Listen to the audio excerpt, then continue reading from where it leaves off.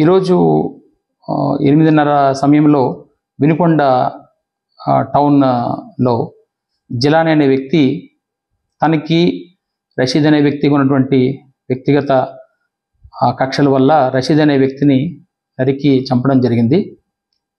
ఇటువంటి చర్యలు ఏమైనా కూడా ఎక్కడైనా ఏదైనా రిపీట్ అయితే చట్టపరంగా చాలా కఠినమైనటువంటి చర్యలు తీసుకోవడం జరుగుతుంది.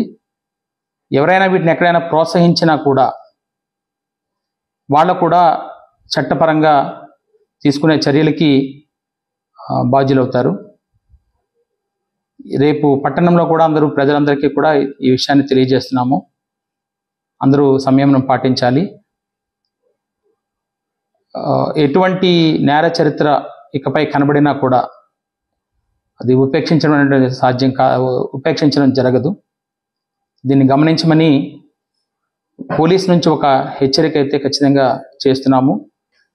దీన్ని ఖచ్చితంగా గమనించాల్సిన అవసరం కూడా అందరికీ ఉందని కూడా తెలియజేస్తున్నాం. 144 సెక్షన్ కూడా అది అమల్లోకి తీసుకుంటున్నాం. అక్కడ ఎవరు ఎటువంటి శాంతి భద్రతల విఘాతం కలిగించినా కూడా కఠినమైనటువంటి చర్యలు తీసుకుంటాం.